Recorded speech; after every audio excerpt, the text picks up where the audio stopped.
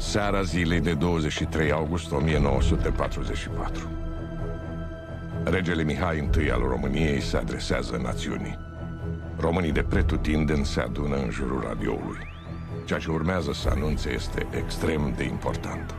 Primul ministru al țării, generalul Ion Antonescu, a fost arestat, alianța cu Hitler a fost ruptă, iar România s-a alăturat aliaților.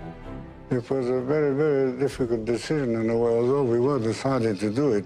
Actul său va avea un impact enorm și va scurta durata războiului cu aproximativ 200 de zile. Regele va fi copleșit cu onoruri de către Rusia și Statele Unite. Însă libertatea nou obținută va fi de scurtă durată. Aceleași țări care au recunoscut meritele vor trăda România în favoarea lui Stalin, iar regele va fi forțat să ia calea exilului. Very unhappy and very disappointed, because we were sincerely hoping that the United States and Great Britain would do something to try and stop the Russians. Istoria este scrisă de învingători. Liderii sovietici, dar și comuniștii români, s-au întrecut în a se lăuda cu evenimentele de la 23 august.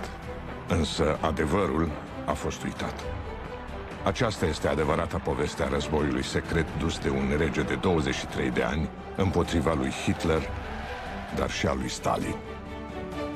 Povestea celei mai impresionante răsturnări de situație din al doilea război mondial este spusă de însuși regele Mihai I al României.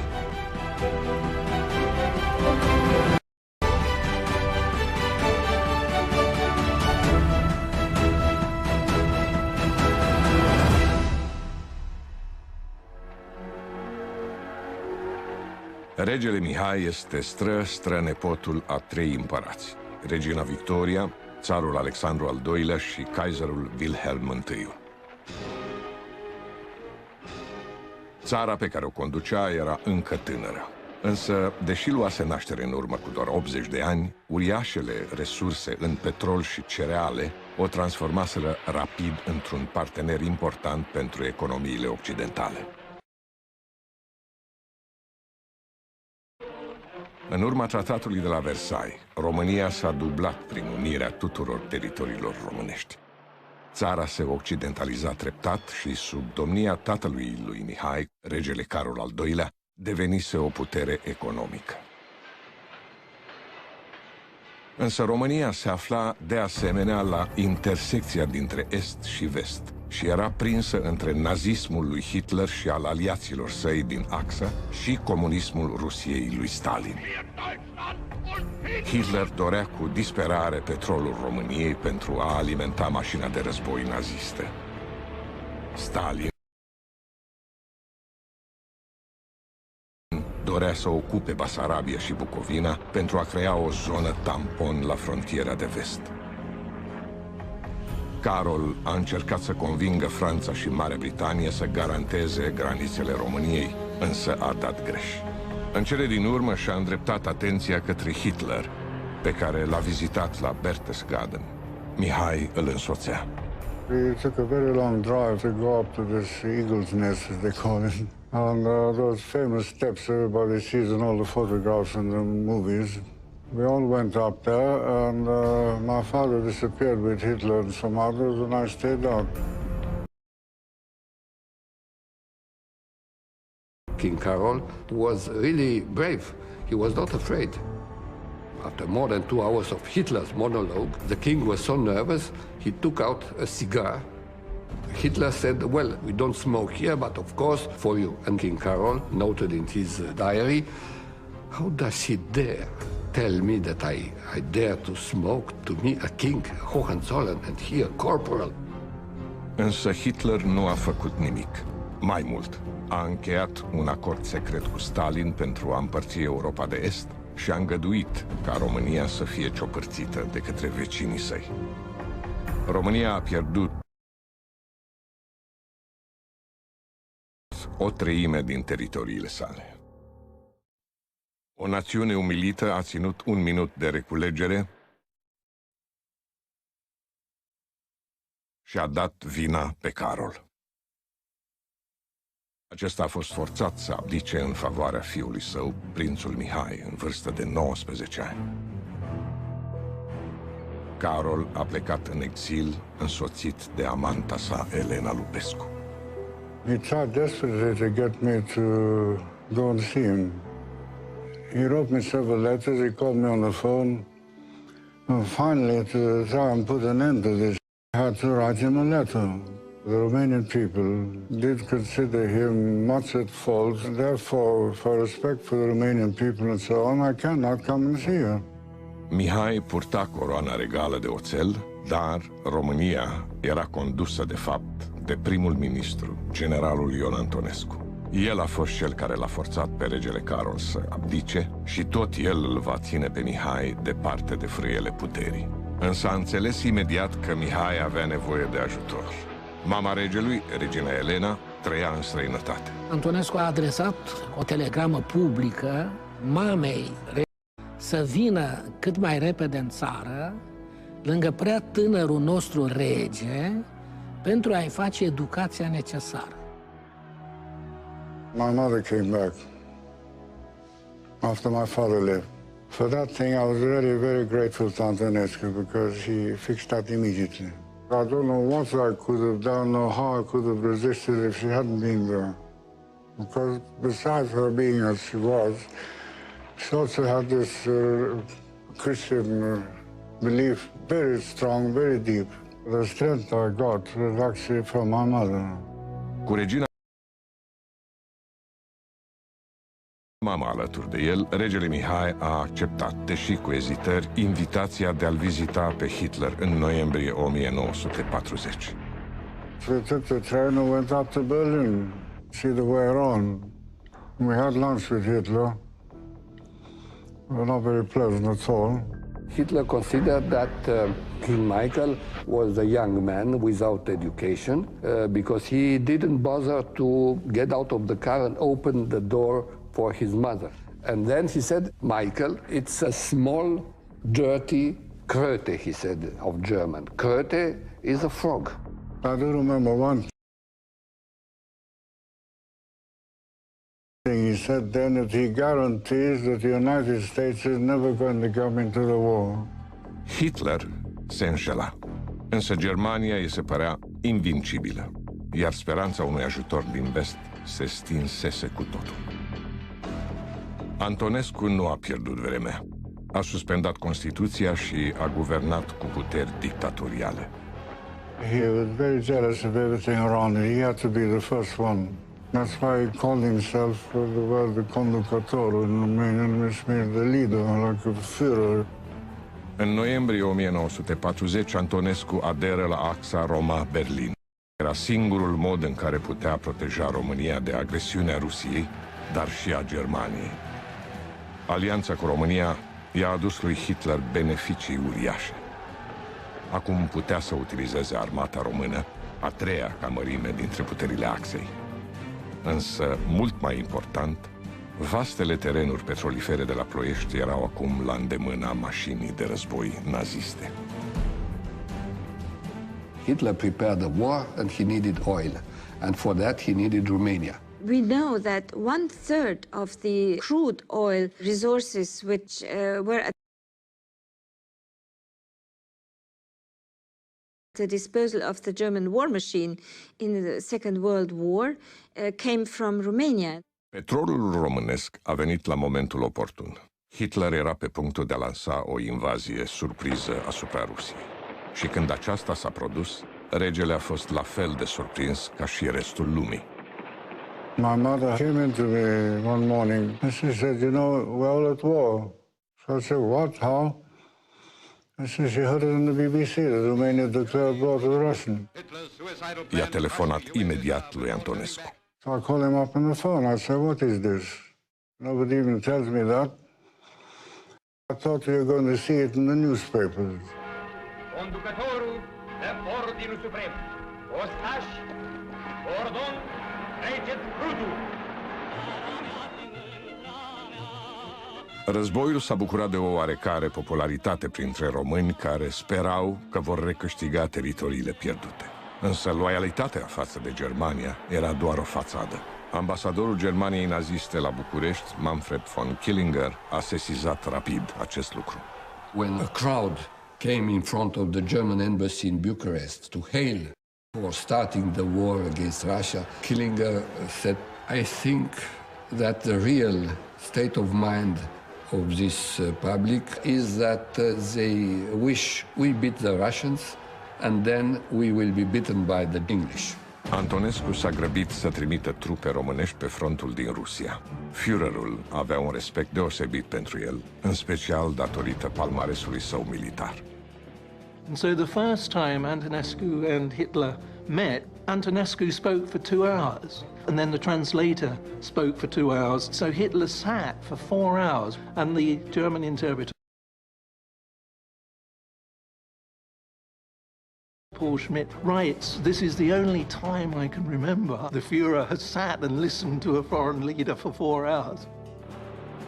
În 1941, armata română asediază orașul Odessa, un port rusesc de la Marea Neagră puternic fortificat. Majestatea sa regele și mareșalul conducător, în permanență pe front, urmăresc îndeaproape activitatea trupelor și efectele bombardamentelor.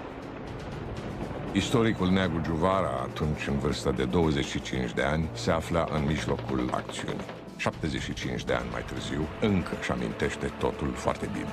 Am trecut Nistru pe la Dubăsari și, pe urmă, de acolo, imediat pe urmă, am coborât către Odessa, în sud. Și vedeam la stânga și la dreapta carele sovietice care veneau.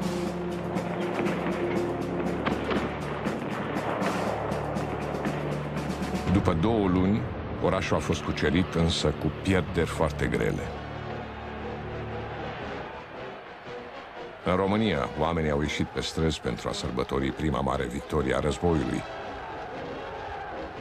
Însă victoria a fost umbrită de masacrarea a mii de evrei la Odessa. Pogromul împotriva evreilor începuse mai devreme, în 1941, cu atacuri asupra sinagogilor și a magazinelor evreiești. În zona de frontieră dintre România și Ucraina, sute de mii de evrei au fost trimiși în lagărele de concentrare. Between 270,000 Jews and 370,000 Jews died in the Holocaust because of Romania and its collaboration with Nazi Germany. Regele era un apropiat al rabinului șef. And the rabbi was giving me information of what was happening, and I told my mother. So my mother said, well, this cannot go on any longer. We have to try and do something about it. And on numerous occasions, especially Queen Helen brought up the question of the maltreatment of the Jews, the deportations of the Jews. And for that reason, Hitler is said to have suggested to Antonescu that he physically eliminate Queen Helen. She complained to friends like the Romanian ambassador in Berlin, Raoul Bossi. The Queen said, well, the Germans would like very much kick us out of the country, but don't tell anyone, because they would cut my head off. So she was really afraid. Mother Queen was very important, and according to some documents and testimonies, it was important in the change of the fate of the Jews. She managed to save a lot of these here that remain in the country, and at the same time managed to send trains with clothing and food for those, the ones that are in Transnistria. And Antonescu accepted. Statul Israel și Institutul Yad Vashem i-au conferit reginei mamă Elena titlul Drept între popoare. Însă războiul mergea prost pentru România. La Stalingrad, armata română slab echipată a suferit pierderi masive. Antonescu was a military man. He must have realized that this is going very badly. He did go sometimes to the headquarters of Hitler and complain that we weren't being helped enough and so on, but Hitler as he was wouldn't listen. Însă Antonescu decide să continue lupta alături de Hitler. For him, the question of getting out of the war was that his word as an officer promised to Hitler was above the interests of the country. He said, I'm going to the very end with Hitler. Loialitatea lui a fost răsplătită cu Ordinul Crucea de Fier în rang de cavaler. Pentru prima dată, teritoriul României devine parte din teatrul de operațiuni. Terenurile petrolifere de la Ploiești sunt atacate. Până în acest moment, ele se aflau în afara razei de acțiune a forțelor aeriene aliate. Însă acum, bombardierele americane cu baza în deșertul libian sunt în măsură să atingă ținte din România. Președintele american Franklin Roosevelt a promis un război total împotriva Axei. We believe that the Nazis and the fascists have asked for it and they're going to get it.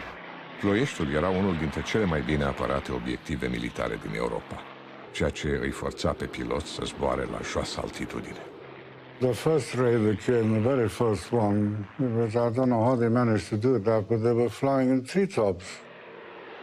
I mean, you could practically touch them in a way, so it was a very easy target to shoot at, being so low. That's why a great number of them were shot down.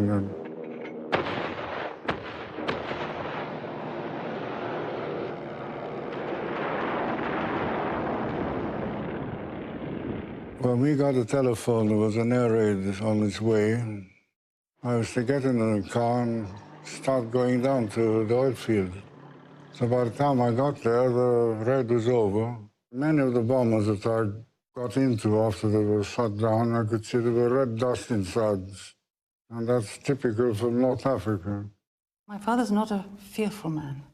My grandmother would tell me how he would go out when the bombs were falling to he said, look, it's hot out there, and bring a little bit crazy, but I think that's youth. When you're young, you don't feel a sense of danger for your life. Au fost doborâți peste 1000 de piloți americani. I used to go and see where they were, these airmen. Some already in hospitals, others were still being interrogated by the gendarmes, you know. Regele a fost uimit să constate că unul dintre ei încă avea pistol. We were sitting there. On the desk in the corner, he had his American Army pistol. I took it there, opened it, took it out. It was a standard 45, you know. So I told him, if you don't mind, I'm going to take this as a remembrance. Pe măsură ce aliații înaintau în Italia, România s-a aflat tot mai mult în raza de acțiune a aviației aliate. Over the coast of Greece, across the rugged Balkan mountains, past the Danube, the bombers roar upon their mission. Pe 4 aprilie 1944, Bucureștiul era bombardat pentru prima dată. And this was a major shock to the Romanian public, and especially to Antonescu, because they had been largely spared massive bombing from the Allies. Numărul tot mai mare de raiduri aeriene și înaintarea rușilor reprezentau o combinație mortală. România trebuia să iasă din alianța cu Germania. Regele și-a împărtășit temerile celorlalți lideri politici ai țării marginalizați de Antonescu. Împreună au pus la cale despărțirea de Hitler. So we got together with what was we could call it the opposition, the historical parties, the Liberal Party, the National Peasant Party, and some others, independent people, and ourselves. We made a group. And we had quite a lot of discussions all through the year with the fixed idea that we had to get out of the war. Dar cum? Și mai ales, erau aliații pregătiți să se implice în astfel de negocieri? Primii negociatori au fost trimiși la Cairo via Ankara la începutul lui 1944. They went to Cairo to tell them very clearly that we were fed up with this thing. We want to get out because it's not our war anymore. A existat ideea că România ar putea să negocieze cu Anglia și Statele Unite, numai că de la primele contacte ale lui Barbu-Știrbei mi s-a spus că trebuie să se adreseze în aceeași măsură și reprezentantului sovietic. În timpul acestui schimb intens de telegrame secrete între Cairo și București, rușii au preluat inițiativa și l-au abordat în mod direct pe Antonescu. Propunerea a venit din Stockholm. Neagu Juvar a fost trimis în Suedia în calitate de curier și al treilea emisar al României. Acolo s-a întâlnit cu ambasadorul sovietic Alexandra Kollontai, o veche tovarășă a lui Lenin și Stalin.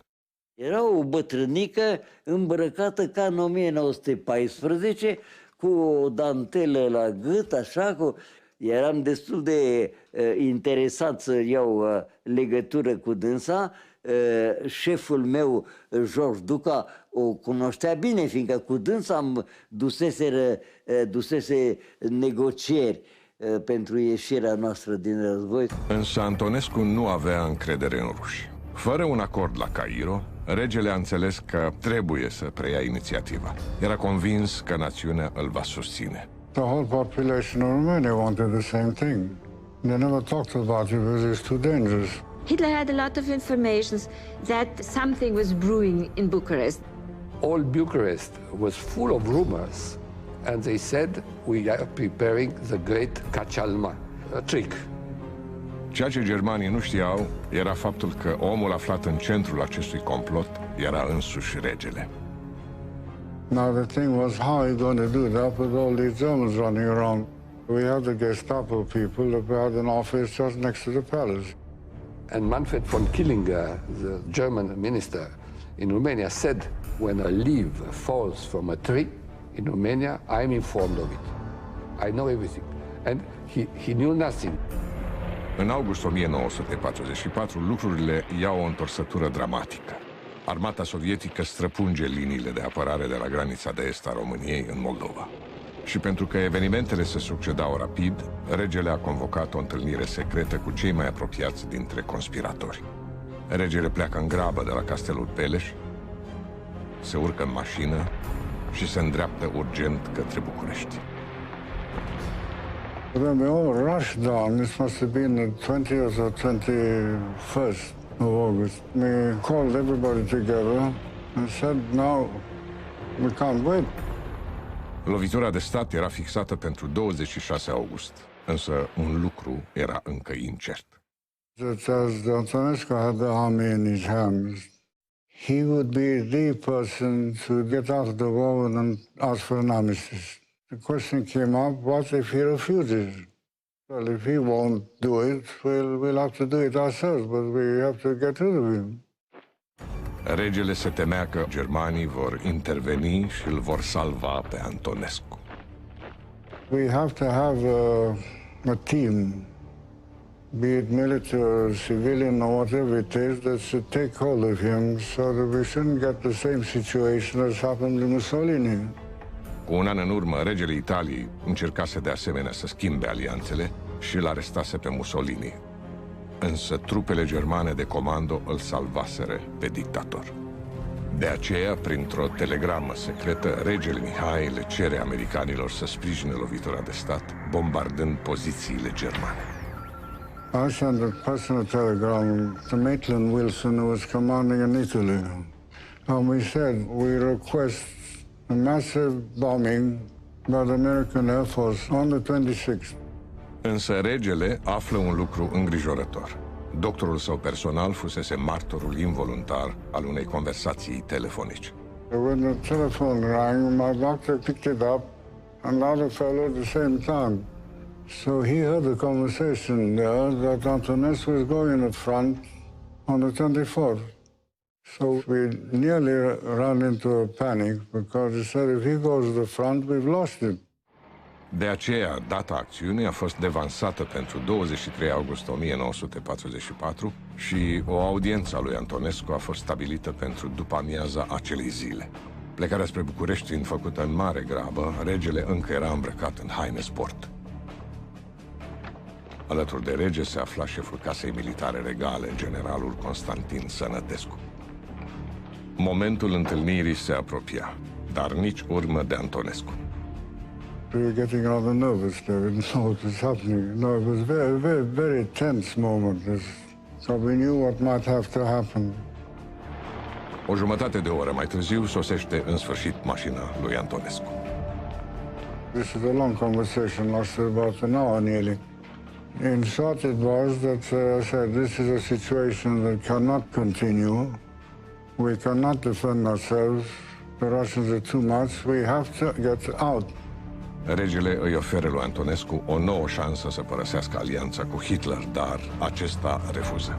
He refused flatly. And that's why he said this thing about his promise to Hitler, that he's going to be with him. He is an officer, he gave his word of honor. He went on refusing. The General Sănătescu there tried to get him to understand the reason. Nothing doing. So then I had this code word saying, he said, I'm very sorry, but then nothing more I can do, something like that. That's when they came in, the three of the NCOs with the captain. And Antonescu suddenly looked around. This I can see as if it was yesterday. And he turned around to Sănătescu and says, what is this? And then they got hold of him, took him out in the hallway, and that's where he, on the first step, he spat at him. And he said, tomorrow you'll be hanged in the main square. And then Killinger suddenly asked to see me. Baronul Manfred von Killinger, ambasadorul Germaniei naziste la București, a fost luat complet prin surprindere. He came there furious, looking like, murder in his eyes. And says, what's going on here? Where's Antonescu? So we had to invent this thing through an interpreter, and I said Antonescu has found the situation so bad that he says he can't cope with it anymore and he's resigned. We had someone who was in a telephone company in the same building as they are now still today. They cut all the German telephone lines. Apoi, regele înregistrează un mesaj către națiune, anunțând lovitura de stat. Then they brought all the machines then. At the time it was quite different then. It was records, it wasn't tape, So I recorded the whole thing, and then they put it on the radio at 10 o'clock. Și la un moment dat, un speaker zice, nu părăsiți postul de radio, în câteva momente așteptați, va fi o știre importantă pentru țară. Regele putea în sfârșit să spună acele cuvinte pe care națiunea română dorea să le audă. Alianța cu Hitler luase sfârșit. In a matter of 15-30 minutes, the whole square in front of the palace filled with people. They heard it all, and they all came running out, the whole town practically. O imensă mulțime adunată în piața Palatului Regal a manifestat îndelung pentru maestatea sa regele Mihai I și pentru maestatea sa regina mamă Elena. Regele avea sprijinul poporului și controlul asupra armatei. When Hitler found out about what had happened in Bucharest, he was extremely furious. Hitler said, smash the Romanian conspiracy. Signed, Hitler. That was all. He was so furious of the Romanian people that he would like to destroy all of Romania and to annihilate Romanians as a nation. Avioanele germane primesc misiuni precise și vreme de 3 zile încearcă să îl ucidă pe rege, atacând exact apartamentele în care obișnuia să locuiască în incinta Palatului Regal. În zorii zilei de 24 august, aviația germană bombarda Bucureștiul, a distrus inclusiv partea din Palatul Regal unde avusese loc convorbirea între regele Mihai și Antonescu. S-auzeau bombardamente asupra Bucureștiului.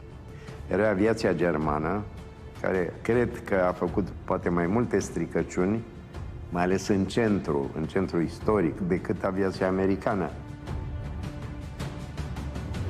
În dimineața zilei de 26 august, avioanele de luptă americane, trimise ca răspuns la telegrama regelui, apar pe cerul Bucureștiului și bombardează pozițiile germane. A fost lovitura de grație. Germanii erau terminați. Preaputernicul Manfred von Killinger era umilit de un rege de 23 de ani. Își împușcă secretara și apoi se sinucide. După lovitura de stat, totul se schimbă. Bombardierele și avioanele de vânătoare americane susțin armata română, iar prizonierii americani sunt eliberați. It's remarkable in retrospect the courage that King Michael showed as a very young man to take it under his own leadership, and so it became a supporter of the Allies instead of working with Hitler's war machine. I've seen a lot of statecraft. To pull something like that off, it takes huge courage. Acest succes a fost ulterior recunoscut și de președintele american Harry Truman prin citația pentru Legiunea de Merit. Majestatea sa, din propria inițiativă și fără să țină cont de propriei siguranță, a dat semnalul unei lovituri de stat. Astăzi, chiar și rușii recunosc această realizare. Молодой король, этот красивый, элегантный человек, принял мужественное решение повернуть оружие против агрессора.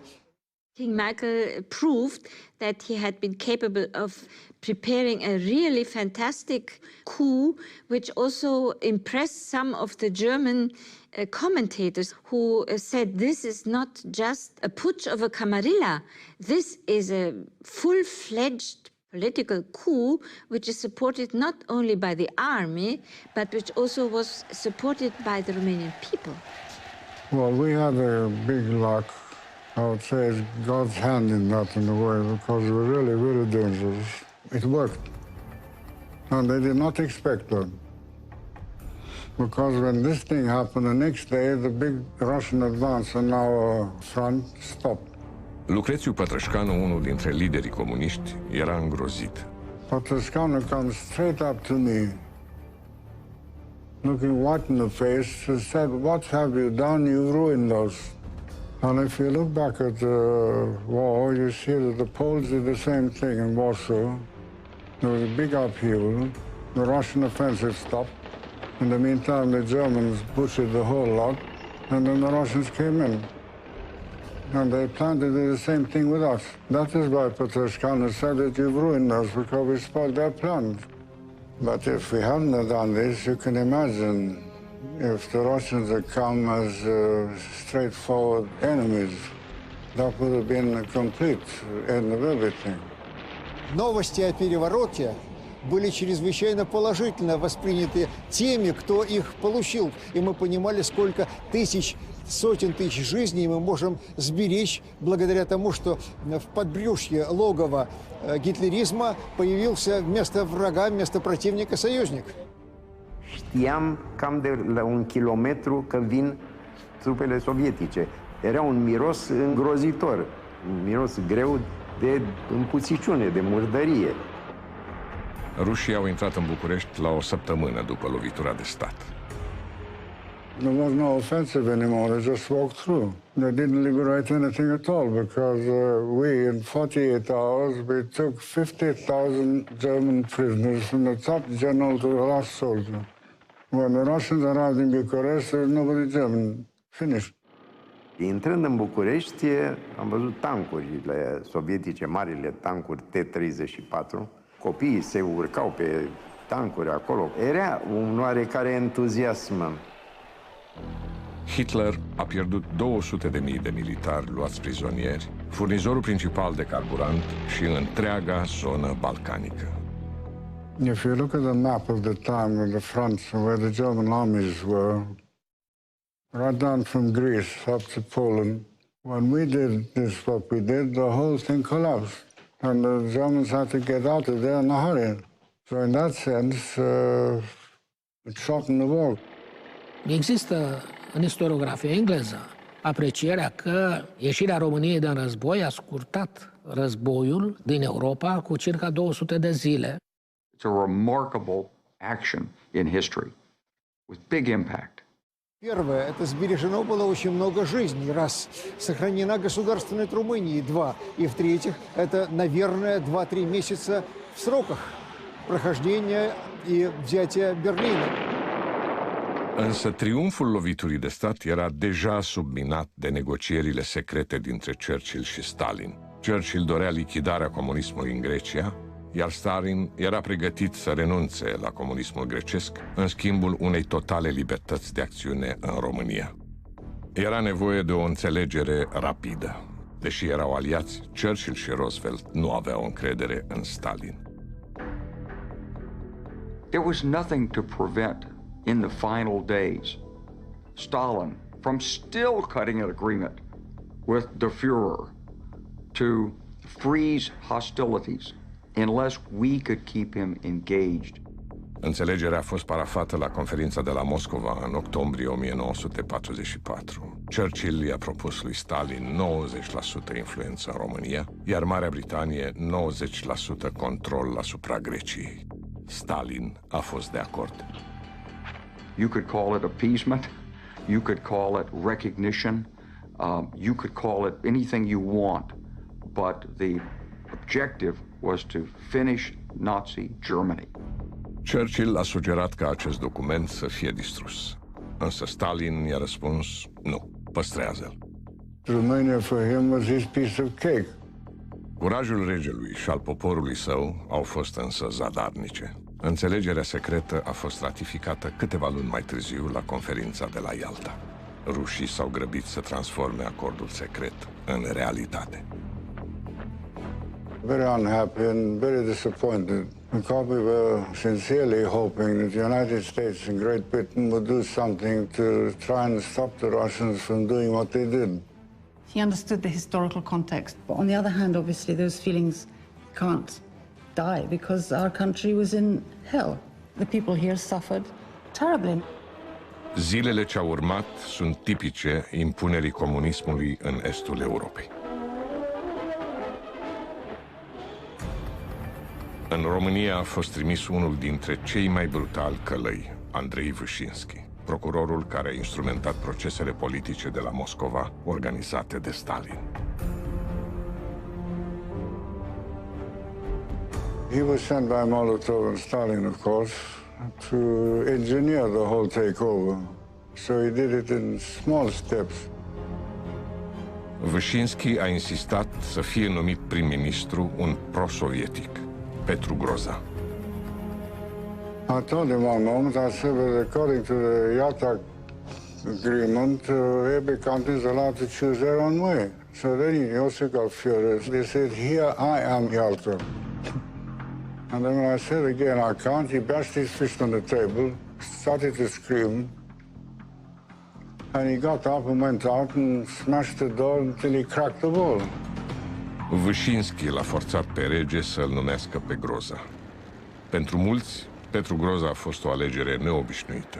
Pro-sovietic, dar și un moșier înstărit. Stalin avea o slăbiciune pentru marioneta lui românească. Stalin invited him with a whole Politburo. And at one moment, Stalin said, Piotr Ivanovich, what is your opinion?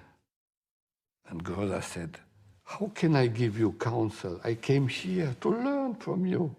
Stalin said to others, you see, that's the way to speak to the great rulers. Regele îl considera pe Groza necioplit și insuportabil. He used to say pretty dirty jokes in front of ladies. All sorts of stupid, nasty jokes. He thought he was terribly funny. He used to die laughing about it. Nobody laughed, but he did. Regele refuză să colaboreze cu guvernul comunist. Fără el, nicio propunere legislativă nu putea fi adoptată. Lovitura de stat îi adusese regelui o uriașă popularitate. Așa că Stalin s-a decis să-i câștige încrederea. Poate că un cadou va funcționa acolo unde puterea de convingere a dat greș.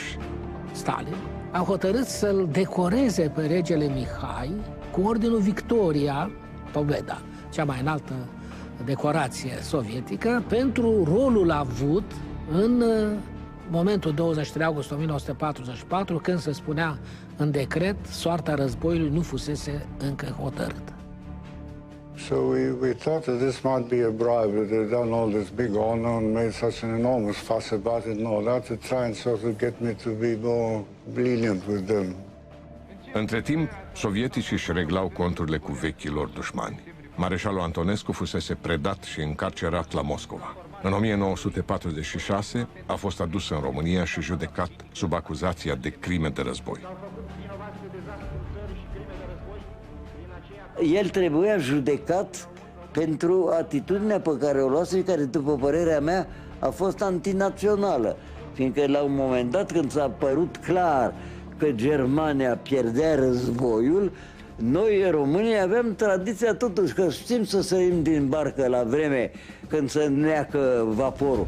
Ori aici, cu Antonescu, a mers până la sfârșit. Condamnat la moarte, cererea lui de a fi împușcat de armată este respinsă. Sentința va fi executată de un pluton improvizat. People accuse me of not commuting his sentence, but I think all the three allies, United States, Britain and Russia, would never accept it not to shoot him. În octombrie 1947, regele este invitat la Londra, la nunta viitoarei regine Elisabeta. Liderii comuniști și-au rămas buni, sperând că regele Mihai va profita de această ocazie pentru a rămâne în Occident. And Groza came, of course, and he was delighted. He said, for God's sake, go there. Because if we don't go there, everybody's going to say that we are keeping you prisoner. In a small plane, piloted by himself from the continent, King Michael of Romania arrived with his mother, Queen Helen, at London Airport. King Michael is now the only sovereign still reigning in the troubled sphere of the Balkans. Suddenly, in another place where you don't have this oppression going on around you, you sort of, breathe out, breathing freedom, so to speak. Exista și un aspect pozitiv al vizitei la Londra. Regele o va întâlni pe Ana, principesa de Bourbon-Parma, viitoarea sa soție. I already had met her a few days before in the Claridge's we were staying. From one thing to the other, we got to like each other a bit. So when we went to this party at the Luxembourg house, I think in a sense I sort of half proposed to her there. And she said no. She got a fright of it. King George, he invited us to Buckingham Palace and he wanted to know from me what was going on.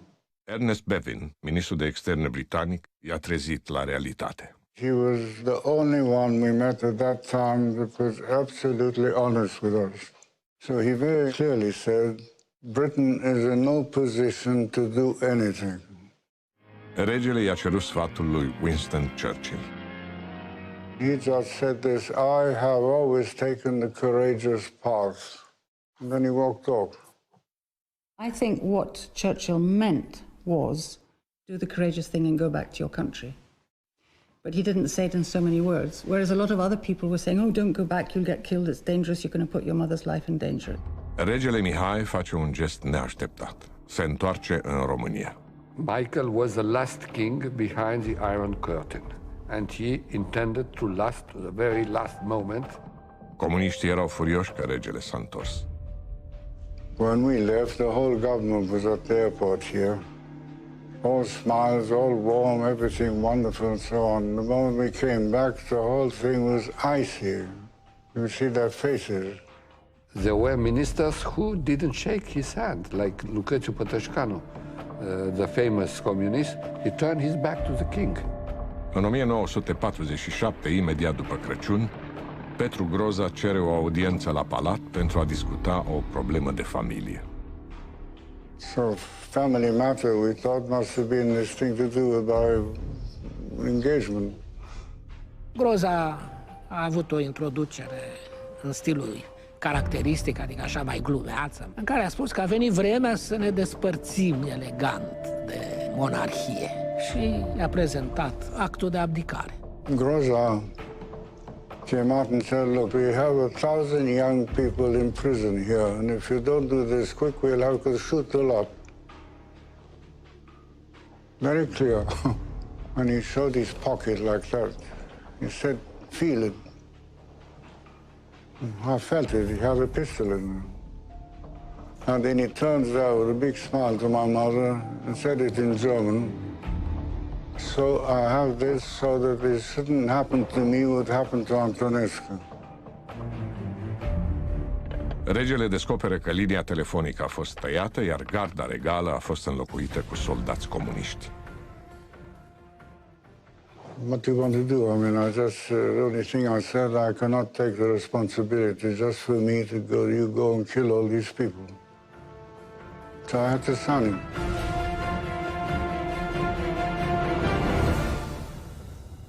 Extrem de afectat, el și regina mamă părăsesc castelul Pere și se îndreaptă către gara din Sinaia și către exil. Însă chiar înainte de plecare, răzbunătorul Petru Groza mai răsucește încă o dată cuțitul în rană. Just to show you how low down these people were, they put a line of officers with their backs turned to me. There was one captain at the very end of one of the rows who just turned his head a little bit to look at me, and he was crying.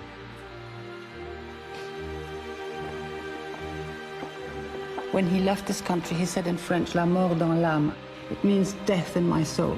It was death in my soul when I left. That was the worst thing, to be ripped out, amputated from your country. Geamurile vagoanelor sunt blocate și imediat ce regele și regina mamă se urcă în tren, sunt acoperite cu o stofă de culoare închisă. Călătoria începe fără ca pasagerii să știe care le este destinația finală. We were worried that you never know with these people what to do. If they're going to divert the train, instead of going to Switzerland, they're going to Russia. Trenul și-a continuat drumul fără oprire timp de aproape 2 zile. We slept in the train. Next day, we got to a place, we didn't know where it was. The train stopped. Somewhere in nowhere, no? My mother got a little bit jumpy at that time. We didn't hear anything, no voices, nothing, and then the train moved on. Moved on a little bit and stopped again. So we all rather know what was going on. And then I heard a jeep coming up to the wagon. And the door opens. And I think he was a lieutenant or a captain, American, in uniform. He got in here, looked at us, and just said, "Now you're free."